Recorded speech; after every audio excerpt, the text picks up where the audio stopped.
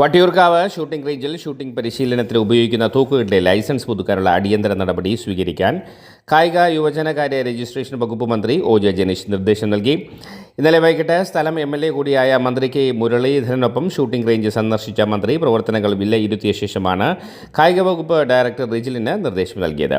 2 വർഷത്തിനിടെ 6 പ്രാവശ്യം സർക്കാരിന് കത്ത് നൽകിയെങ്കിലും അനുകൂല നടപടി ഉണ്ടായിരുന്നില്ല. അടിയന്തരമായി ഇടപെടൽ നടത്തണമെന്ന് മന്ത്രി ഡയറക്ടർക്ക് നിർദ്ദേശം നൽകി. ഷൂട്ടിംഗ് റേഞ്ചിൻ്റെ പരിപാലനത്തിന് പോരായ്മകൾ മന്ത്രി കെ മുരളീധരൻ മന്ത്രിയുടെ ശ്രദ്ധയിൽപ്പെടുത്തിയിരുന്നു. തുടർന്നായിരുന്നു സന്ദർശനം. ഇന്ത്യയിലെ തന്നെ പ്രധാനപ്പെട്ട 5 ഷൂട്ടിംഗ് റേഞ്ചുകളിൽ ഒന്നായ വട്ടിയൂർക്കാവിൽ കഴിഞ്ഞ 6 വർഷമായി ഒരു ടൂർണമെൻറ്റും നടക്കുന്നില്ല.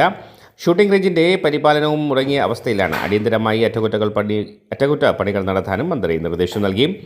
ഷൂട്ടിംഗ് റേഞ്ചിൻ്റെ പ്രതിമാസ പരിശീലന ചെലവ്, ആവശ്യമായ ജീവനക്കാരുടെ എണ്ണം എന്നിവ സംബന്ധിച്ച റിപ്പോർട്ട് നൽകാൻ സ്പോർട്സ് കേരള ഫൗണ്ടേഷൻ ചീഫ് എഞ്ചിനീയറോട് മന്ത്രി ആവശ്യപ്പെട്ടു. ഉമ്മൻചാണ്ടി സർക്കാരിൻ്റെ കാലത്ത് 2015-ൽ 35ാമത് ദേശീയ ഗെയിംസിൻ്റെ ഭാഗമായി കായികമേളയ്ക്ക് മുതൽക്കൂട്ടാകാൻ സ്ഥാപിച്ച ഷൂട്ടിംഗ് റേഞ്ച് കഴിഞ്ഞ കാലങ്ങളിൽ കടുത്ത അവഗണനയാണ് നേരിട്ടതെന്ന് മന്ത്രി കെ മുരളീധരൻ സന്ദർശനത്തിന് ശേഷം പറഞ്ഞു. ഷൂട്ടിംഗ് റേഞ്ചിൻ്റെ നഷ്ടപ്പെട്ട അന്താരാഷ്ട്ര പ്രതാപം വീണ്ടെടുത്ത്